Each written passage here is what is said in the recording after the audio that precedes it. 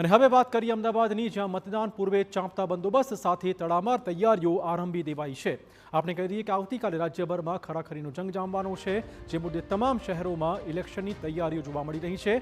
અમદાવાદની વાત કરીએ, જ્યાં પણ મતદાન પૂર્વે ઈવીએમ ડિસ્પેચ કરવાની પ્રક્રિયા શરૂ કરાઈ છે, જેમાં કલેક્ટરની ઉપસ્થિતિમાં ઈવીએમ ડિસ્પેચ શરૂ કરાયું હતું।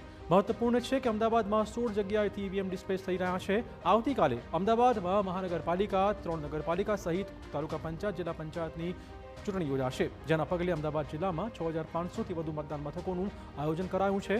27000 ચૂંટણી સ્ટાફ, સુરક્ષા સ્ટાફ સહિત 35000 કર્મચારીઓ આ પ્રક્રિયામાં જોડાયા છે। શાંતિપૂર્ણ માહોલમાં મતદાન પ્રક્રિયા પૂરી થાય તે માટે પોલીસ અને હોમગાર્ડના જવાનો પણ ખડેપગે રહેશે, ત્યારે લોકો વધુમાં વધુ મતદાન કરે તેવી પણ કલેક્ટરે અપીલ કરી હતી। કાલે અમદાવાદ જિલ્લાના જે મહાનગરપાલિકાના હોય કે નગરપાલિકાના હોય કે તાલુકા જિલ્લા પંચાયતના જે મતદારો છે, પોતાના મતાધિકારના અચૂકપણે ઉપયોગ કરે એવી મારી લોકો પાસેથી અને મતદારો પાસેથી અપેક્ષા છે। મહત્વપૂર્ણ છે કે મતદાનના દિવસે પણ ગરમીનો પારો વધારે રહેવા તેવી શક્યતાઓ છે, જે જોતા ગેરવ્યવસ્થા ન સર્જાય, મતદારો ગરમીથી રાહત મેળવી શકે તે માટે હંગામી ધોરણે શેડ્સ ઊભા કરાયા છે। આ સાથે તમામ મતદાન કેન્દ્રો પર આરઓ અને આરોગ્ય ટીમ પણ વિશેષ હાજરી આપશે।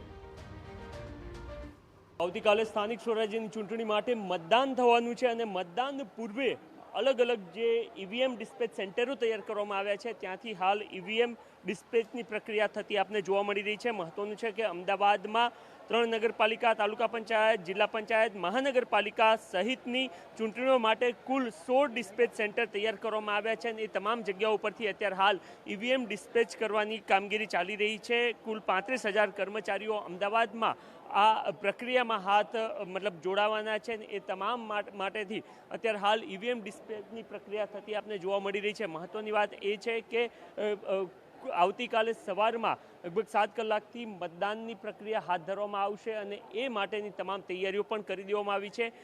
જો વાત મતદાનની કરવામાં આવે તો આ વખતે ગરમીનો પારો ખૂબ ઊંચે જાય એ પ્રકારની શક્યતાઓ છે, ત્યારે એ માટેની પણ તમામ તૈયારીઓ તંત્ર દ્વારા કરી દેવામાં આવી છે। અમદાવાદમાં અને એ સહિત સમગ્ર રાજ્યમાં ચૂંટણી પંચ દ્વારા પણ એ પ્રકારની સૂચના આપવામાં આવી છે કે જે જગ્યાઓ પર કાયમી શેડ તૈયાર કરવામાં નથી આવ્યા એ જગ્યાએ પણ શેડ બનાવવા અને મતદાન પર અસર આ વખતે ગરમીની ના થાય એ પ્રકારની વિશેષ સૂચનાઓ પણ આપી દેવામાં આવી છે। અત્યારે હાલ તમામ ઈવીએમ ડિસ્પેચ કરવામાં આવી રહ્યા છે અને આવતીકાલે જ્યારે મતદાન પૂર્ણ થશે ત્યારબાદ એમાં તમામનું ભાવિ નક્કી થઈ જશે, મતદાન થઈ જશે અને ત્યારબાદ આ તમામ જે ઈવીએમ છે એ પુનઃ ફરી એકવાર સ્ટ્રોંગ રૂમ સુધી આવતા જોવા મળશે।